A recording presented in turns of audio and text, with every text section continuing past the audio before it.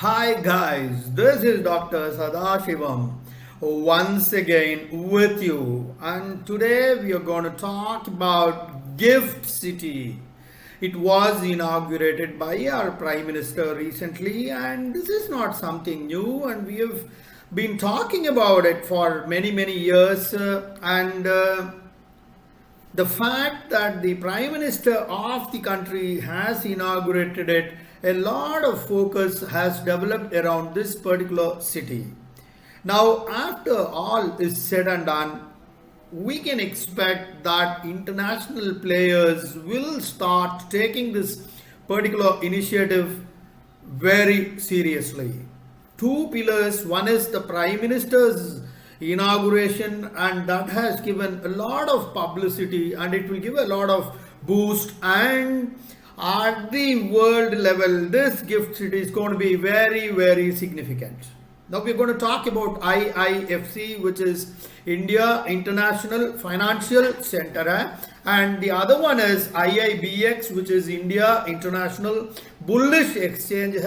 These are all news in the spotlight, and I have put up big videos for half an hour. And last time when I put up videos for a half an hour, many viewers requested me to make them brief, and which is why I'm trying to compress all that, and I will try to complete this video in a very short time. And for those of you who want complete information on all this, you can subscribe to Dr. Sadashivam's Academy and learn all these things. Guys, two important things. One is IIFC, which is India International Financial Services Center, and the other one is IIBX, which is India International Bullish Exchange. We will talk about what each of these institutions are. Guys, there is a SGX Connect, which is SGX is Singapore Nifty. Like we have Nifty where we have more than 50 companies. I've explained that in detail in other videos. In India, we have 50 such companies have been identified, on the basis of which an index is developed, which is called as Nifty 50, which will give you an indication in terms of how the stock market, whether it's moving up or moving down, because any index does the same job. We have thousands of companies, but generally speaking, to judge whether companies are doing well or not, you cannot get into the balance sheet of all the companies. So it is believed that if the Nifty is doing well, it is generally believed that all the companies are doing well. There may be companies which are not doing well, but it's a general, like we inquire our friend, how are you? If he says, yeah, things are good, so which means generally everything is fine. Okay, guys. Now, when we talk about this SGX, the connection with SGX will ensure that if anyone places an order for derivatives, that will be matched and settled in Ahmedabad. That will all be settled through Gandhinagar. So, which typically means that if Singapore market wants to get into the derivative market, it will be routed through Ahmedabad. A lot of popular products are there: Nifty 50, Nifty Bank, Nifty IT, Nifty FinServ. Of course, Nifty FinServ has been launched very recently, I think 2 years back. So people might think, what is the benefit in all that? Guys, understand, there are two kinds of market. One is equity market and second is derivative market. In derivative market, you have future, options, and equity markets, various companies.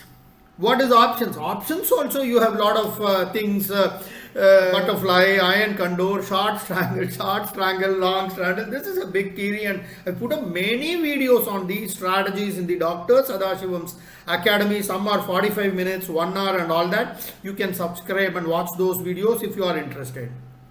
Guys, today if you see the Singapore Nifty, on an average they are executing more than 1 lakh contract. What is contract? Contract, we won't be able to get full details because there are contracts which are 1 lot contract, 1,800 lot contracts are there, big institutional investors. So value is what is more important. So generally speaking, approximately $3.5 billion, guys. It is approximately 25,000-30,000 crores. That's quite a big value that on a daily basis, so much of transactions take place. So, by bringing all these institutions, all those operations will get strengthened. And the second one, you have IIBX India International Bullion Exchange. That means every qualified jeweler in the country will be able to import gold through this exchange.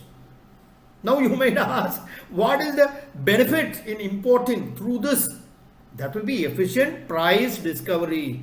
What was happening earlier was whatever the foreign entity was saying, they had to buy gold at that price.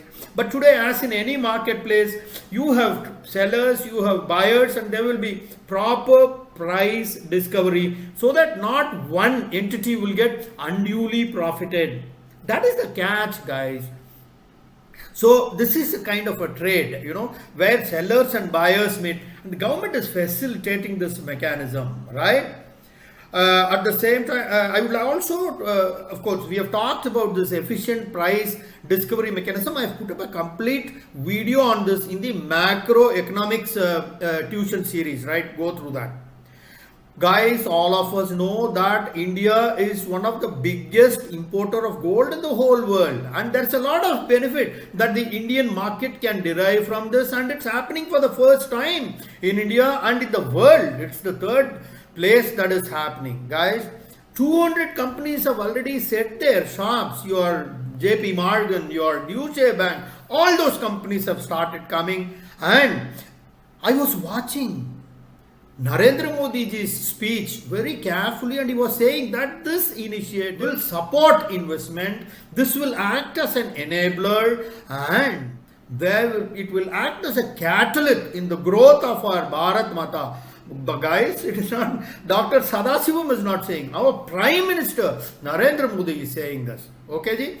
So, this is started after a lot of challenge. It has never been a cakewalk, guys. When Narendra Modi ji was the Chief Minister of Gujarat long time back, slowly and steadily they surmounted all those challenges. Small progresses were made, and today we stand on top of this great accomplishment. Okay, guys? And now, as it starts functioning, you will see that you have such exchanges in London, New York, Thailand, Taiwan, Singapore, and it will reach that level, guys. Not just in stocks or derivatives, you have funds, venture capitalists, private equity funds, hedge funds, all those, the global money will start coming into our country, and now they will all start coming into the country, as a result of which whoever financial market participants are there, they will start using this new financial infrastructure. They will all start coming into India, and this one in Ahmedabad will be of international standards, guys. Guys, let's start how it started. Like when Modi ji was the Chief Minister of Gujarat in 2007, he conceived this whole initiative and created a vision. Why not develop such a financial center in India which can compete with the likes of your Shanghai, New York, London? 1,000 acres of land was given to this yard.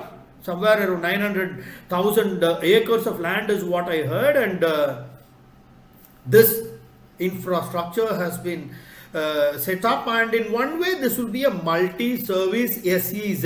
SEZ stands for Service Economic Zone. You also have a DTA which is called as a Domestic Tariff Area. Whoever customer is outside the country, their requirements will be fulfilled from DTA. Whatever financial products, your service products which are outside the India's borders, they will all be serviced. We have such arrangements in London, New York, Singapore. After doing all this, we can be very confident that in one way we will be going in the levels of London, New York and Singapore. For any country, guys, there are specific design rules. Please understand it. For every country, there is a rule, and to monitor that, there are regulators within each country. It is those regulators which will frame rules and regulations. For example, we have some regulators like your Reserve Bank of India, SEBI, IRDA, PFRDA, all these. I have put up separate videos and you can go through all those videos. I won't be able to explain all this in this video. They're all domestic regulators. But when this kind of an institution is set up in our country, over a period of time, in small phases, things will improve. Like for example, this was conceptualized in the year 2007 and it was operationalized in the year 2015, and from 2015 to 2020, it's only the domestic regulators were monitoring it. Some kind of enabling framework, proper rules were not designed, so little bit of enabling framework, working rules, and the domestic regulators were monitoring and regulating. But since October 2020, just after Corona, there is kind of a unified regulator, and just in the last 2 years, if you see, there have been stupendous developments in this particular institution. For example, in CNBC, there was a big guy, an expert in the field, he was mentioning this. Before 2020, there was only one foreign bank, but in today's date, you have more than 8 foreign banks, guys, just in the last 2 years. And now, today, 22 banks with a combined balance sheet of hundreds of dollars, billions of dollars, guys. Before that, it was only 15 billion. But just in the last two, it's $35 billion, guys. $35 billion is too huge an amount. Of course, not hundreds billion dollars. I mentioned that, $35 billion. It's been growing at such a breakneck speed, guys. Right? If you see that there are two kinds of financial systems in India. One is the domestic financial system and the international financial system. For example, I would like to say we have 200 SEZ. SEZ means special economic zones. On that basis, these institutions will also work. For example, if you go deeply into it, it's kind of a unique platform. Like whatever entities you have, they will all be considered as offshore operations. Offshore. For example, if State Bank of India opens up a branch in New York, whatever rules are applicable to that bank is not the Indian rules. They will follow